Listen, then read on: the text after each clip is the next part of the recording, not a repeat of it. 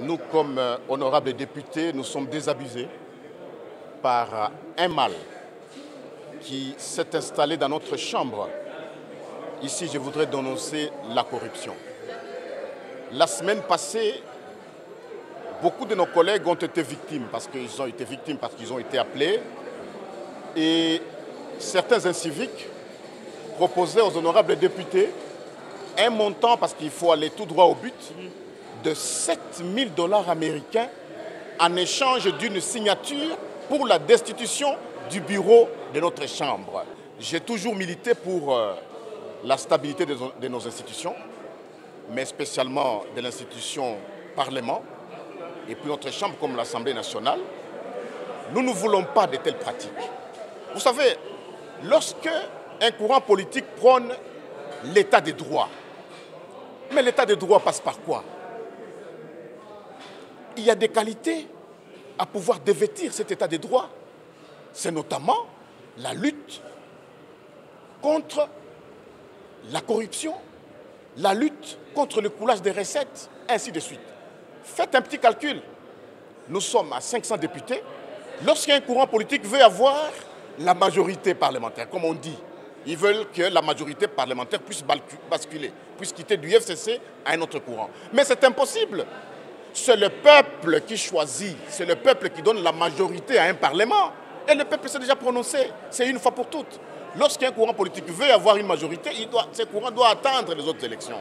Donc, lorsqu'on donne 7 000 $, 7 000, je dis bien, à un député, multiplier les 7 000 par 500 députés, à supposer qu'ils veulent avoir toute l'Assemblée. 7 000 fois 500, ça fait 3 500 000 $ américains, chers collègues, qui ont été déboursés parce que certains collègues ont eu ça et nous avons des preuves. Le moment venu, nous allons les brandir. Vous savez, nous saluons l'avènement de la nouvelle technologie de l'information et de la communication. Nous avons des preuves. Pendant que les policiers sont impayés, pendant que les militaires sont mal payés, pendant que les enseignants sont mal payés, pendant que la vie se dégrade du jour au jour, on débloque de l'argent tout simplement pour avoir une majorité factice au niveau de l'Assemblée nationale. Et ça, c'est une solution impossible. Je vous signale ici avec conviction qu'ils n'auront jamais cette majorité au sein de cette Chambre. Jamais. Ceux qui ont des oreilles pour entendre, il faut qu'ils entendent ça. Parce que, chers frères, la loyauté est de loin au-dessus de la corruption. Les députés FCC, ceux qui sont allés, ceux qui ont été victimes de cette imagination, ils sont revenus. Ils sont revenus et le moment venu, nous allons le prouver. Donc, cette majorité qu'ils cherchent, une majorité factice, n'aura pas lieu. Donc, ils ont dépensé et l'argent et leur temps inutilement. Et le peuple congolais en souffre.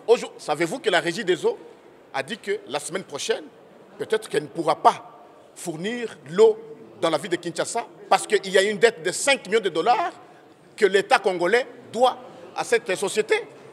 C'est extrêmement grave et nous les dénonçons, nous venons de les dénoncer au niveau de la Chambre et nous les dénonçons devant la